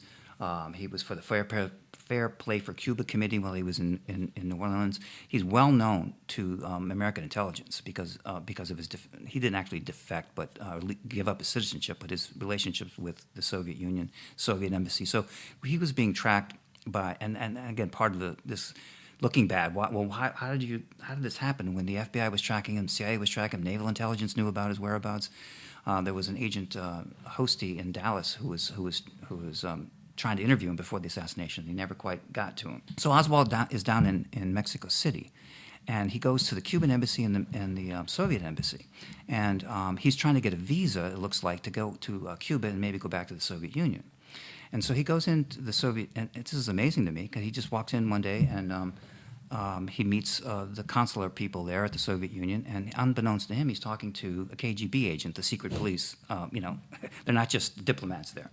So he goes in, and these diplomats, these Soviets now, since the Soviet Union has broken, I've written a book about this.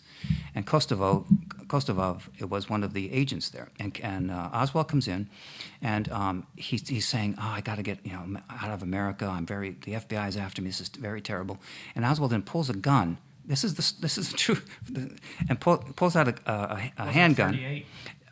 It was the same weapon that you saw him in the pictures later on. And he puts the weapon on the table, and it's loaded.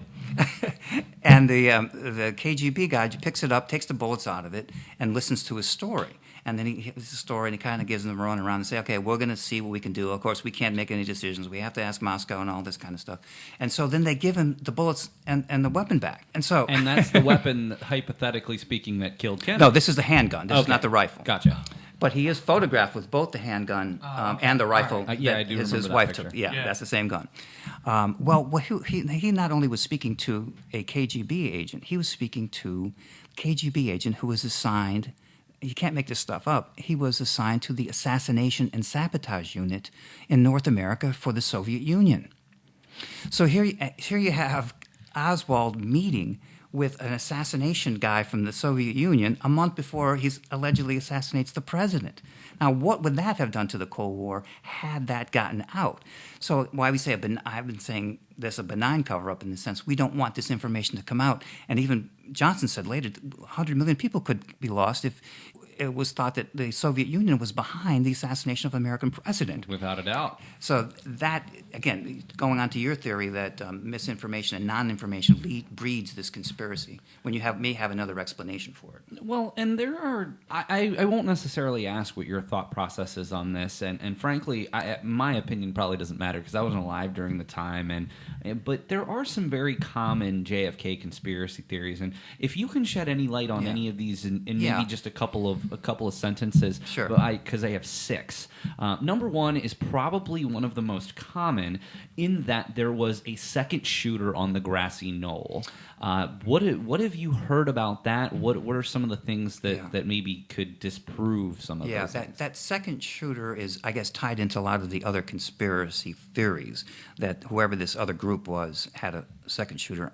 And folks has said that they saw a flash, they hear noises coming from the front, the grassy knoll area behind. I had the opportunity to go to Dallas and walked around Dealey Plaza.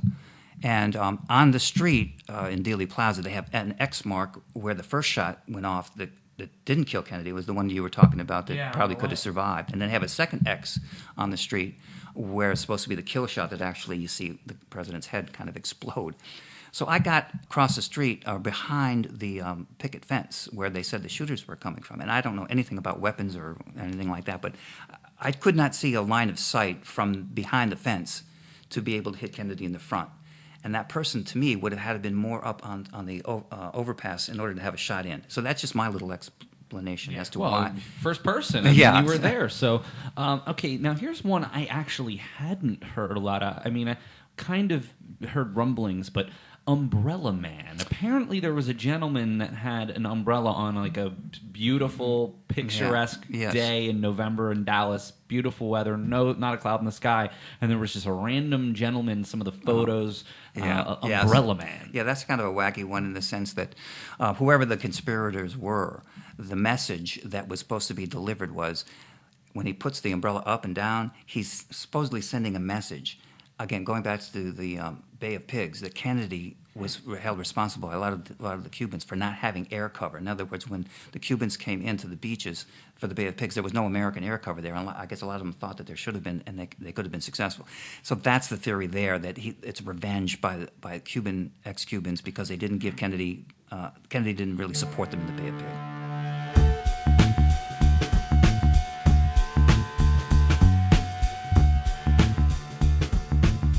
Always an amazing time down here with Professor DeLeo, talking a little bit more about JFK. Of course, again, he was on several editions of the Nightly News podcast. You can just go to blogs.centralpenn.edu/nightly news and just search for John's name, and you can revisit all of these old podcasts. All right, next up, one person that I specifically wanted to have on the show was Lindsay Garber.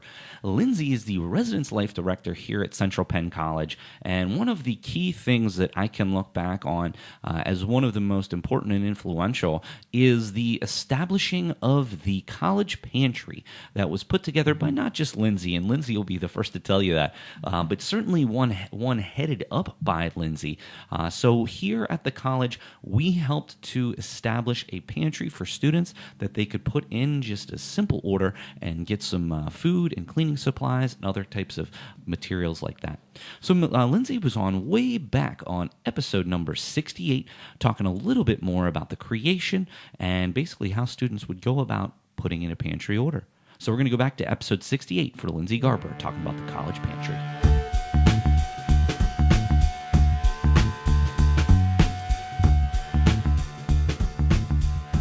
And so I think it's pretty clear that, you know, one of our basic needs is food, and if we don't have the food, it's going to be so much more difficult for us to be successful in our studies. Oh, absolutely. And that's been proven time and time again. If you're hungry, you can't focus on anything else. And it also keeps your energy up to be able to make it through the day. You know, Dylan mentioned being a student athlete. I was a student athlete in college. What did you play? I played softball. Awesome. Yeah, it was great. But I had a similar situation. We had things that were open. When we were done with practice at 8 o'clock at night, we went right to the cafe and ate. And most of the time we closed the place down. But you know what I mean? Like, we had those opportunities. And if you have a long day of classes and then practices or games, it's very difficult. So on the flyer that you put together for this, something at the top says an estimated 50% of college students nationwide struggle with food insecurity. How does that? I just don't. I can't imagine how it's gotten to be such an epidemic in our country. And I mean, you mentioned this earlier, Lindsay. It's not just Central Penn College; it's nationwide. How does this happen? And I mean, I know this is a huge question for you to answer, but I mean, even if you just had to guess, why is this such an issue on college campuses? I would say college campuses, they have a variety of students on campus that come from all different backgrounds, places, environments, levels of income. I mean, when you're sitting there and you have different levels of meal plans, yeah, you can select different ones, and sometimes it rolls over and sometimes it doesn't. But if your meal plan also runs out because you can only afford to be there with the lowest amount, then, I mean, that's all colleges deal with that issue. And, you know, different colleges, York College has a swipe, so their meal system's different than ours. They do a swipe where they have faculty and staff donate swipes to the cafeteria. So if a student comes up and says, I'm out of swipes, but I'm really hungry, they'll actually take a swipe off and the student can go in and eat. So they have a bank of that. Alumni donate swipes, like they go through with their partnership with the cafeteria. They work with that too. So that's just one example of how other colleges are also, besides the food pantry, reaching out to try to help. Awesome. Dylan, I want to come back to you. Have you ever had, or I mean, even if it's you or if it's somebody that you've talked to, have you ever had any experience with not having the options to eat? Yeah, so I've known a couple people here that it would be like week 8 and they'd be completely out of money. For example, he was actually out of money, and Brian and I actually we'd be like, yo, come to the caf with us, like, we'll pay for your meal, like, it's not a big deal. Like, I have a lot of money on my account because I've made the mistake of, like, setting the highest one and not, like, changing it back. So I have more money than most of my friends do, so I like to pay for other people's that have, like, maybe, like, $50 on their account because, like, I don't want them to, like, stress out about having to eat. But, like, another thing that I want to touch back on is, like you said about the time, like, the cafe doesn't open for dinner until 3:30, and that's not a problem for me right now because I don't have class and I don't have practice till 6. But next term I have a class at 3:40 and I have practice, so I have to make sure that I'm there at the caf at 3:30 and still be on time for class because I need to eat, because when I come back from practice, the cafe will be closed. That's very interesting because we are, from the academic side, we are looking at trying to have, and there is some, we're trying to make some strides on offering classes at different times because we have class 4 days a week, it is difficult for our students to schedule, and then they'll find classes, but then the classes will overlap. But so we are experimenting with trying some different time frames, and that's interesting that you brought that up. But the thing is, too, I don't even think that was on anyone's mind, is that, if they're going to this class, they might not be able to make it to dinner. in the evening. So I'm going to actually bring that up. I'm really glad you mentioned that, Dylan. See, this is what happens. Things are going in so many different directions that, we're doing something, we think it's a really good idea that's really going to be helpful, but it might have some unintended side effects. So, and that's with anything you do, it's always going to be like that. So thank you for bringing that up. Lindsay, I would like to also talk to you about the MPR, the multi-purpose room that's going to go that currently is in Bollinger 44. Yes. I think that you'd mentioned earlier that in the lead up to all of this, maybe some information kind of got out there that wasn't 100% accurate. So can we just start at the beginning? What is the MPR? How can it be used? What are some of the situations that people might be able to use it? So the MPR is actually going to be another resource for students to be able to eat, particularly thinking about it after hours. It is going to be open for 9 a.m. to 10 p.m., and they will be able to sign up for different time slots. They can have... Dylan mentioned 7 guys that live with him. It's a lot to buy pizza for that house. They could all come down and they could make pizza, or they could make spaghetti, or, sign up to use the kitchen to do those meals. And they can do it as a group. They can do it individually. It's also being utilized by clubs. Clubs can use it. I know I've been approached already by one of the legal studies clubs that they want to use it for a bake sale. So there's definitely interest for it. We would also open it up to some of Adrian's activities. So Cram Jam would be held there, which would be really beneficial for her because I know she's making food and they're doing different activities. It's not necessarily a lounge. So it's not meant to be some place where students can come and, relax on a couch and hang out. It's definitely there for use for the kitchen. Maybe we might, be able to do some, if there's time available for meetings, different events would be held in there. Like I said, fundraisers. So it's definitely for all students. It's not focused one on commuters or housing students. It's for everyone. Students, staff, faculty can sign up and use that. Where I think this might be of interest too, to maybe a different population than it's been anticipated. A lot of times I see, and I've taught several night classes, a lot of times I see students who literally leave their job, come directly to work.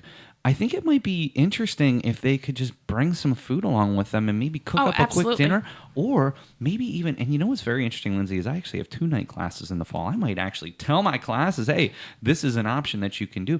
Maybe as a class or as a small group from the class, you can go down and all have dinner so people aren't having to constantly either just go to McDonald's because look, let's all be honest, because of the fast-paced nature of our society, I think that's part of the reason that we talk about health and wellness as being such an issue in America. Well, honestly, sometimes we don't really have much of a choice. When you have limited amount of time and the only thing that's even on the way is a McDonald's, you kind of just have to deal with it.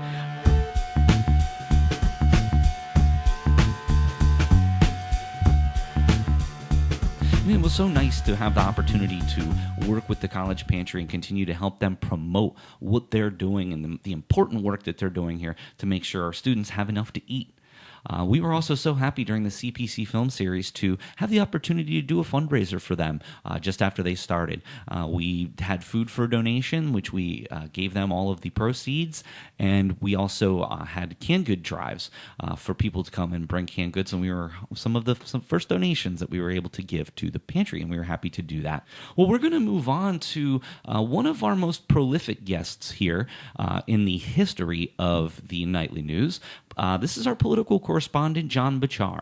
John was the former senior Deputy Attorney General of the state of Pennsylvania, and he argued in front of the Supreme Court, the Pennsylvania Supreme Court, multiple times and had an unblemished record, as he mentioned on a most recent episode. Well, here, obviously, he's been on the show a variety of times, talked about a lot of different things, but we're going to focus in on 2 particular episodes that he was in. The first one we're going to take a look at is back on episode 72, when former Senior Deputy Attorney General talked about the importance of college students engaging in the voting process, but also the public at large. So all the way back to episode number 72, we're going to talk with John Bachar about the importance of voting.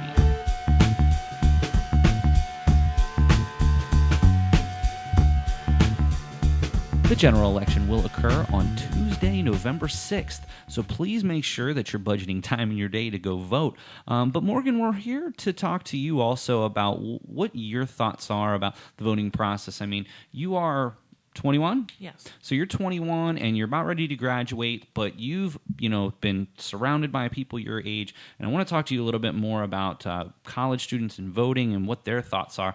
So I want to start off with you, Morgan. There's some stats that I wanted to talk about just quickly and just to open up this conversation.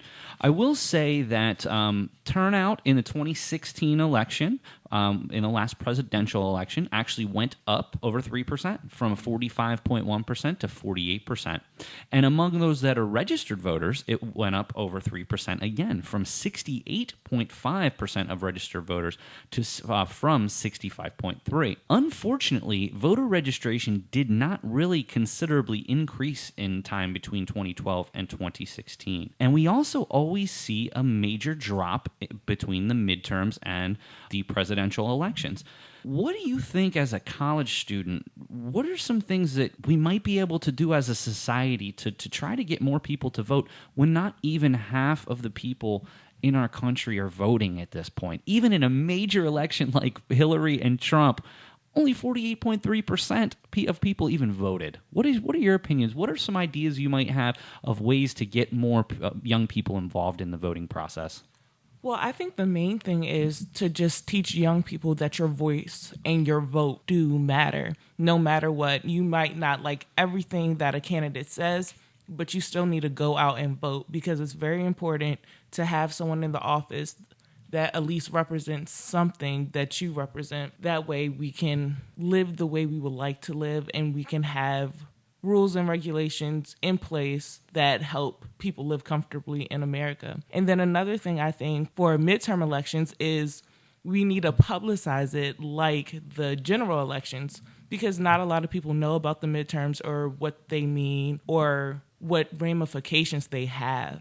And I think if we start to publicize it more people will start coming out and realizing it's just as important as the presidential elections. Well, and you have an interesting scenario here as well, because you are from Maryland. Yes. So it's you've really probably never been able to vote in your home state because of being at Central Penn College. Mm-hmm. And that is one of the complaints, I suppose, from a lot of college students that are out of state from their home state, or they're not even able to vote in their local municipalities.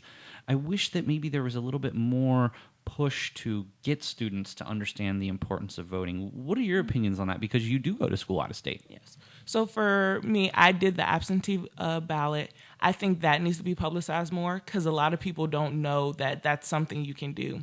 And as a college student, since you're not home to actually vote, that kind of gives them the excuse of, I'm not there, so I can't vote, when you have other resources you could use to vote, and you need to learn about those resources so you could use them. John, just when talking about the turnout, the voter turnout, even in 2016, only at 48.3%, what do you think about how we go about the voting process in this country, and maybe what are some things that might be able to be done about it? Well, the turnout is always disappointing, and the turnout in midterm elections is always more disappointing. One of the things that I think in those areas where you have pretty much locked in parties for a given district, people feel that it's, why should I bother to vote? I mean, where I live, at times there's no Democratic challenger, or a Democratic challenger, almost a token name put on the ballot. So why should I vote in those particular local elections? For me, it's to just express my, one, displeasure with the fact that there's only one person on the ballot, and two, to have my voice heard, as insignificant in some elections that may turn out to be from a numbers standpoint. Now, typically during the midterms, the Republicans are better getting out the midterm vote. All reports are that registration in the state and registration nationally is up among millennials and Democrats, and not up so much on the Republican side.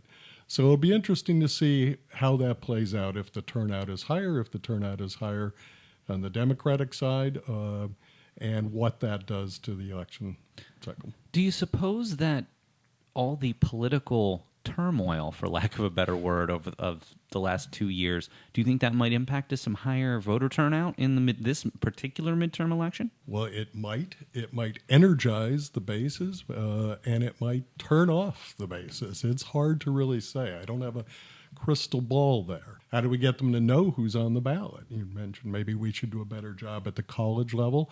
I think we should do a better job from the elementary level on, establishing to kids growing up that voting is important, that it's a part of the natural process of growing up and becoming an adult and becoming involved, knowing the issues, and not just blankly following either your parents or other influences, but making some decisions on your own and actually deciding who do I want to be as a person. As you're growing up and deciding that, and that's a good time to also decide what causes do I support, what do I stand for, and what candidates best match, what party best matches.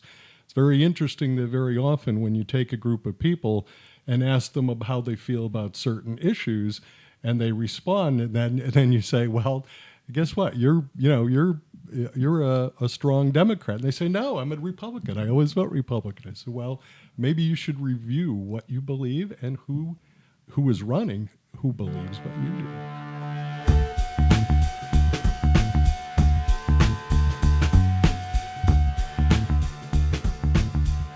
It's always fun to have John on, but he does talk so many important things about the importance of voting, and hopefully everybody gets out to those polls in November for the 2019 general election. All right, we are now going to flash forward to another time when Bachar was on the show. This was back on episode number 83, when John came in and talked about some of the impacts of not only climate change, but how some of the current legislation that's happening is actually setting us back years and potentially decades on climate change. So we're going to go back again to when we had John Bachar on, back on episode 83, talking a little bit more about climate change and where we currently stand as a nation.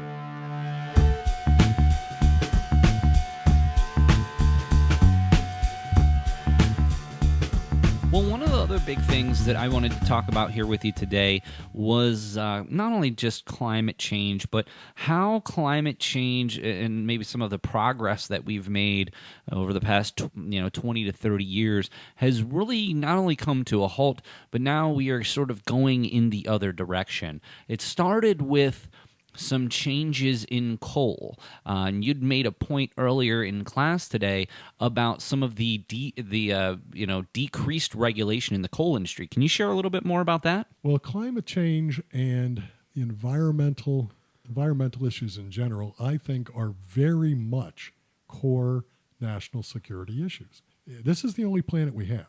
And the world has been moving since, say, the 1960s and 70s.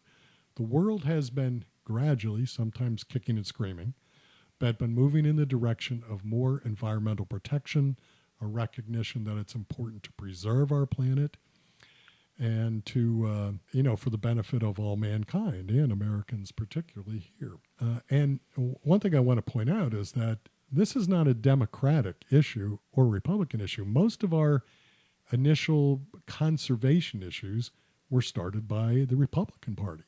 The original word conservation encompassed being an environmentalist.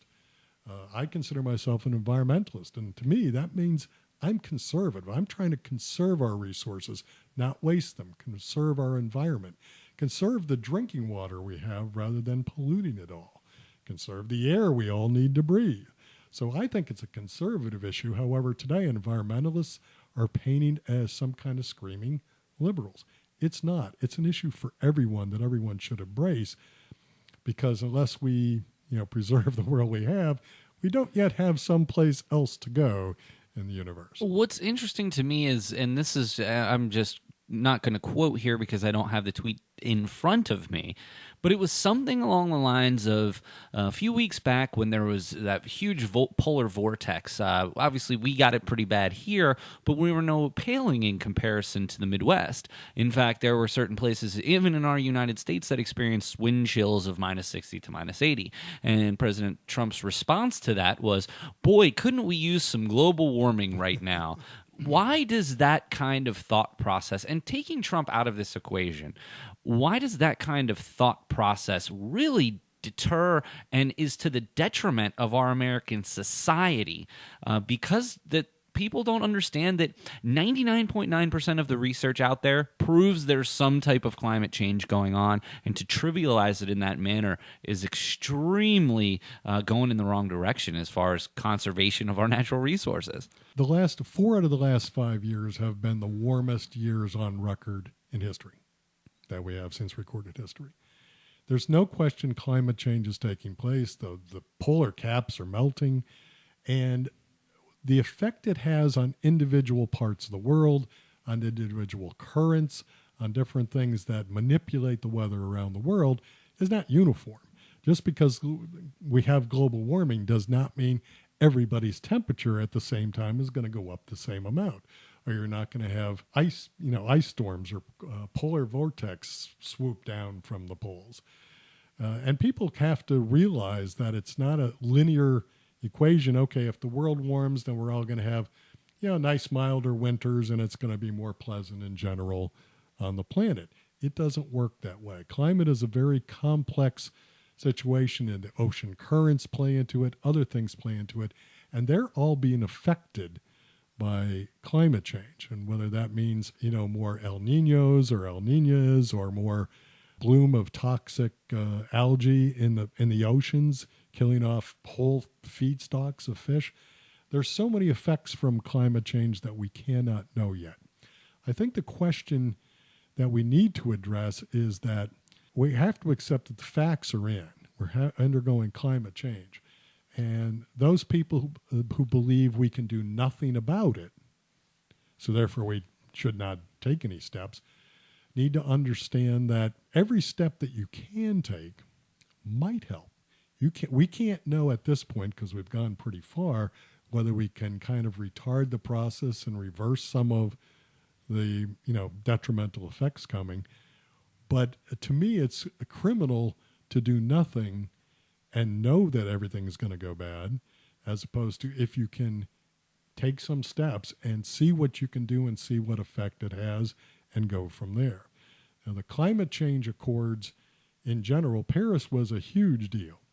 Countries have been working for years to come to an agreement, and mostly it's about reducing the carbon footprint and reducing the carbon emissions from each country. And the U.S. is expected to be a world leader in that, and we're a big polluter, and it's one of the biggest. Well, it's our job then to work on cleanup as well.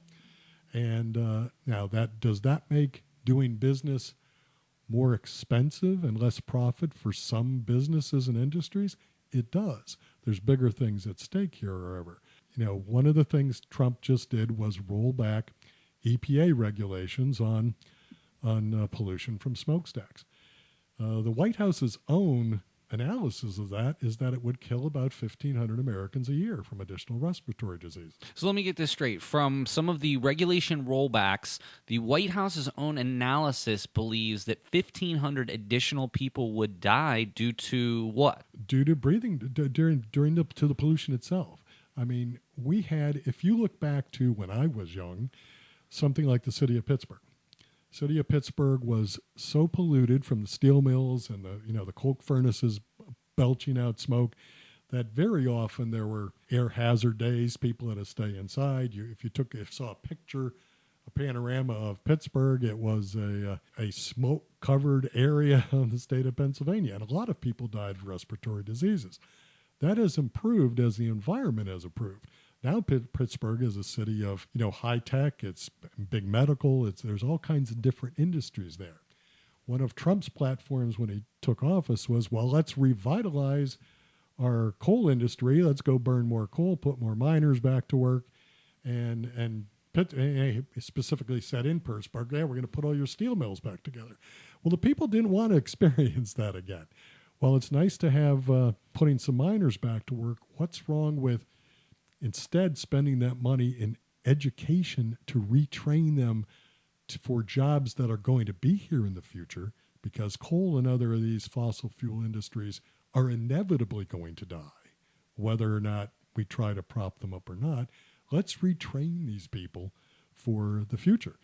Just the smokestack regulation, the cutback regulations, I said 1,500 or so people a year.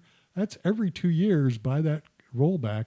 That's another, 9/11 Twin Towers people dead. I mean, why would you consciously choose that? You choose that because you make money from the big industry, but there has to be less partisanship and more global understanding that everything we do, just like everything everybody else does, affects all of us at this point. The world is not as big as we like to think it is. And when we pull out of something like the Paris Accords, what is the incentive for the smaller countries for whom it costs much more in terms of their GDP to do something about global warming and pollution? What's their incentive to continue if they see the United States no longer leading in that regard? And to me, that's a national security issue, because not only from the environmental pollution standpoint, but from losing that leadership position in the world.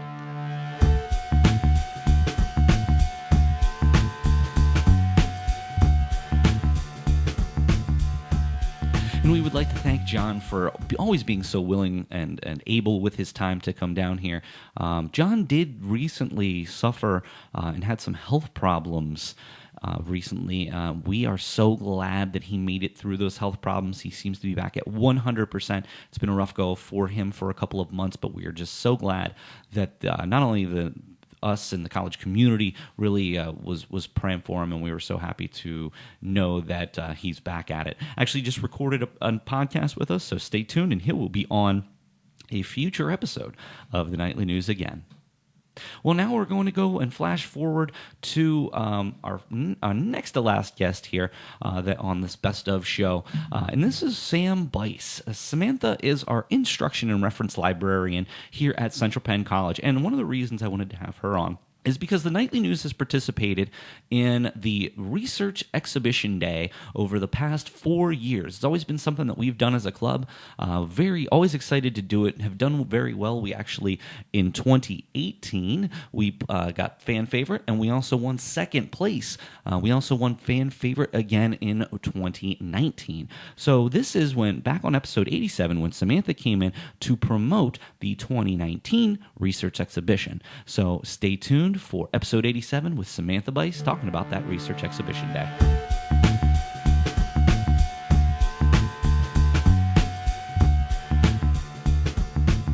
And the main idea is a lot of classes across campus are doing research. So we want students across disciplines to come together and share their research projects with each other. So that's really exciting. We don't always get to see, communication students don't see what OTA students are doing. So it's just a way to get all students together. Now, initially, at least the first 2 years, there was a theme. And I thought that was interesting, but starting last year was the first time that you kind of went away from the theme research exhibition. Why did you go away from the theme? Yeah, a theme I like the idea of it, but it's really hard. You kind of paint people into a corner then, and you don't get to see what different classes are doing. So we wanted to open it up and get people across disciplines, to get clubs involved, to get individuals involved. So it's just easier if we open it up that way and not have a theme. So I remember some of the themes we did were diversity. That was one that we did. And we actually did a diversity in podcasting presentation that centered around some of the very influential podcasters that were some of the early adopters of podcasting that came from diverse backgrounds. So I thought that was interesting, and I thought it was worthwhile for the club members to learn a lot about podcasting. But to your point, it was tough for us to think of something as a club to come together on, and we agreed on that, but last year was a lot easier for us because we kind of had free reign in terms of what we wanted to do. So can you talk to us about how, let's say obviously you're trying to focus on a lot of classes. So for some classes, they're making this a requirement. So Yeah. you really don't have much of a choice in the matter. What about, let's talk about the prizes. Can you talk about some of the incentives for students to enter in the Research Exhibition Day? You can put it on your resume if you win your place. You can put it in LinkedIn, so it's just a really good resume builder. A lot of you are going to be graduating, a lot of students soon, and you're going to go off to job interviews. And most people are going to have a degree for the jobs that you want. So you want to be competitive. So this is a good way to say I participated in this. It is a big deal. A lot of campuses do something similar. So presenting is just a skill that people want to know that you have. I think that that's a very interesting perspective there, because you talked about, I talk about this in class all the time. A lot of students believe that a degree is a key to a $100,000 a year job. And unfortunately, I wish that were the case, because then I would have a $100,000 a year job. But unfortunately, it's not the case. And a lot of times students really struggle, not so much with the finishing of school, but trying to make that next step. Because even for me, like I've talked very candidly about how difficult it was for me to find a job, even with a master's degree. And doing things like this are what I call tiebreakers. So if you are, let's say, in the top 10, things like this might be the difference between you getting that job or not. It might be things you do in the community. It might be extracurricular activities, sports, joining clubs, being parts of clubs, being a leadership member in clubs. And you just don't know that, because from person to person, depending on who's hiring you, those different tiebreakers could, maybe one person would hire you because you won Research Exhibition Day, but another one might hire you because you were the president of the Nightly News Media Club, for example. Yeah, there's also this shift that happens with a lot of students. It happened with me too. My first 2 years as an undergrad student, I thought a lot about the job that I wanted, the money that I wanted to make. And then something happened and it shifted inside of me where I learned that school is also learning. It's not just these hoops to jump through over and over again. So things like Research Exhibition Day, they help you learn how to not just do research and write a paper, but how to visualize those findings and how to communicate those findings, and how to manage your nerves the day of Research Exhibition Day, because a lot of people are nervous whenever they present anywhere. So that's also just a skill just to go into. You also get fancy certificates if you place, so you can have that and you can hang it on a future office that you might have someday, which is always cool. Well, I think that one of the areas there is important. I want to highlight. Sometime when I give research assignments, I always get, pushback's not the right word, but I always get commentary, let's just call it. Oh, why we're never going to have to write a research paper when we grow up, for lack of a better term. And I just try to explain to them, in addition to research I've done for, we talked about, you're helping me with my writing sample for my PhD program.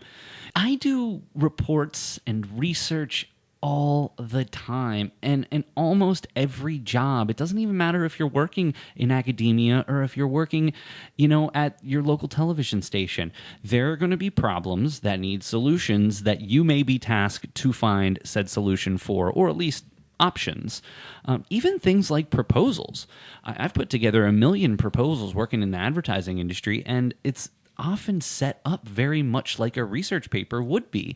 Why do you think that students have that outlook toward research? Yeah, in a general sense, I think a lot of times in college we tell people, we kind of frame it in this academic way. So I like to start out whenever I teach research concepts by saying, to be a good person of good actions, you have to be a good thinker. And to be a good thinker, you have to be a good reader. But you can't be a good reader until you find the good stuff to read. And that is research. So at the basis, it's not just classes where you want an A or a B grade. It's also voting. It's you have a child who is sick and you don't want to take them to the doctor right away and pay that copay. So can I do a little research myself? What is the good stuff? Is WebMD good? Do I have access to something better? That's research. So it matters in all parts of life. I know that we've talked about this a lot, but voting is important and civic duty is important. So we're not just this isn't a trade school where it's, here's the one job you can get afterwards. It's how can you be a good overall person in all of life, parenthood, family, work, everything. So research plays a big role.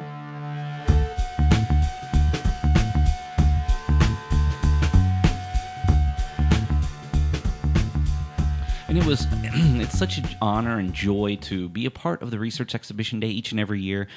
This year we actually did a proposal about recycling, and because of that proposal, new students in fall are going to have the opportunity to have a recycling bin in their room or in their suite to help them maybe want to recycle a little bit more. So we're very glad that all of our research actually went to something that is going to be sort of employed by the school, which made the Nightly News very proud. Well, one of the most important guests that we've had, Dr. Linda Fedrizzi-Williams, will be joining us on episode number 100. But Dr. Fedrizzi has actually been on the show for several milestone episodes, including episode number 50, episode number 75, and of course going to be on episode number 100. That will be her fourth occasion on the podcast. Now, obviously, Dr. Fedrizzi does enjoy being on the podcast because of her roots in broadcasting. But we as the Nightly News really think it's an important opportunity not only to talk with Dr. Fedrizzi so she can sort of address the campus at large, but also really to have an opportunity to have students directly asking questions. So in fact, in the last several episodes, I've done a segment with her, and we've also had Nightly News Media Club students canvass the college community looking for and asking for questions for Dr. Fedrizzi. So we've sort of gotten into a tradition on that. So we're just going to give you a little small clip from episode 75. But remember, keep in mind, episode 100 will release next week with Dr. Linda Fedrizzi-Williams on our milestone episode 100. So for right now, we're going to go back to episode number 75 and speak with Dr. Fedrizzi.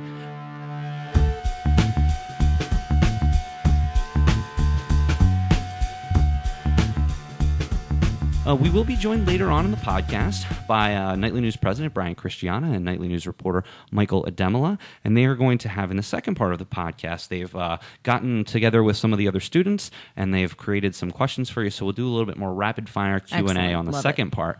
But the first part, there's 4 big things that I want to talk with you about, and we're going to start right off the top. Mm-hmm.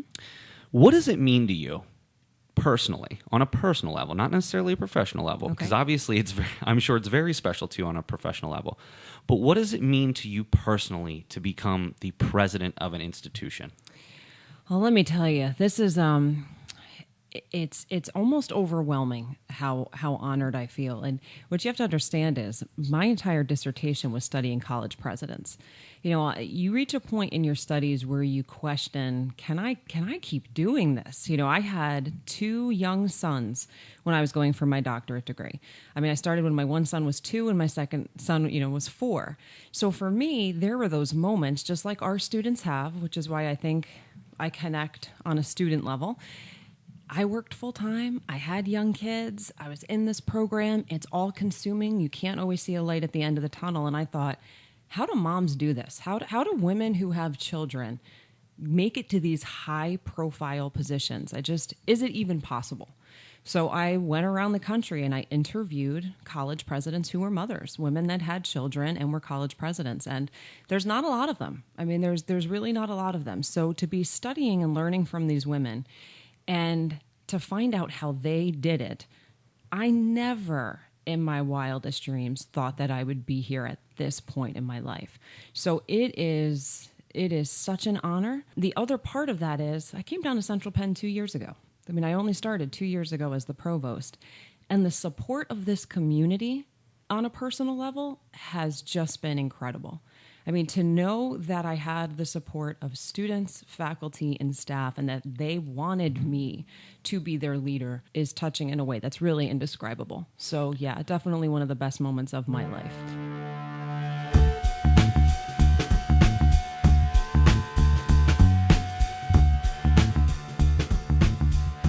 Thank you so much, everyone, for listening. I really appreciate you taking the time out to, relive the Nightly News podcast. Definitely some people that I want to thank, and I know I mentioned a few of these people. So number one, I got to thank and give a shout out to Adrian Thoman. Adrian has come down every single month for basically ever since we started for about 3.5 years, religiously every single month. She comes down and is on the podcast to help promote the upcoming month's events. So Adrian, thank you so much. The student engagement director here at the college does an amazing, amazing job trying to engage our students and hopefully successfully engaging our students. I also want to give a couple of thanks out to Career Services, whether it's Steve Hassinger, Kristen Flake, Audrey Bear. Career Services is always willing to come down and help promote their events. Always wonderful people to work with. Of course, the Education Foundation, Sandy and Mary Beth come down during every term, where there is a scholarship essay application available. Of course, Janet Bixler in the theater always wants to come down and promote her events. The Counseling Center, the CPC Film Series, always have been more than willing to come down here and promote them. And honestly, without that group of people and the group of people you've heard here today, there wouldn't be a Nightly News podcast. We are so glad and fortunate that we have been embraced by our campus community over the last 3.5 years, and we continue to do so. So it's just with thanks. And of course, there's so many people that have been involved with the podcast that I'm not going to be able to thank. But to all of those of you who've been on the podcast or have listened to the podcast or have just made it a priority to try to come down and help the Nightly News in some way, we thank you. But the Nightly News would be nothing if it wasn't for the wonderful students who have been involved. And while I'm not going to be able to list every single student, I do want to give a thanks to a large variety of them. Nick Schenkel, Christine Fusselman, Kim Crone, Christine Hoon, Norm Geary. We can also thank Brian Christiana, Dylan Kleintop, Andrew Day, Parker Rose, people who are currently involved with it, Brianna McCoy. There's just so many people that have, students who have been a part of this. Christian Fulp is now current VP. Tyler Coleman has been involved. Leslie Heimbar. There's just so many students that have had such a profound impact on us. Of course, Sia Pinthong, Sherry Long, Yuli Sadejo. There's just, again, they just keep coming to me. There's just so many people that if it wasn't for you, the Nightly News would not be what it is. So I really just want to thank everybody and give really just a thanks to all people who have ever been a part of the Nightly News. Again, so many of you that I'm not going to be able to name, but it really means the world to me that I've had the opportunity to work with all of you. And frankly, it wouldn't be what we are without you. And of course, as I've mentioned a few times, gone but not forgotten, Nasir Harris. We miss you, and trust me, every day I walk into the studio and I see your name on the wall, it brings back the fond memories of the opportunities that I had to work with you. So, but I do want to thank everybody that's ever been a part of helping the Nightly News become what we are, and we just couldn't be any happier about where we currently stand with some of the major initiatives that we've done, including starting to broadcast sporting events. Last year was our first full season. We're looking forward to another full season as well. So, well, just remember to keep up with the Nightly News. You can always go to blogs.centralpenn.edu. We come out with a new podcast every week, weeks 1 through 8. During each term, we do 32 podcasts per year. We also come out with several feature articles each week and showcase what our students are doing in our program. So, it's again, thank you so much to everybody who has been a part of the Nightly News over the years. And we look forward to another 100. Just keep in mind, the 100th episode of the podcast with Dr. Linda Fedrizzi-Williams will air on Tuesday, August the 27th, and it will be available wherever it's always available, our SoundCloud page, our blog, and on YouTube. So, again, that is going to be it for us here on episode number 99, this Best Of Show, and we really appreciate you tuning in. And as always, if you ever need anything, please don't hesitate to reach out. We'd love to help you promote what you have going on. All right, thank you so much, everybody. We'll see you again next time.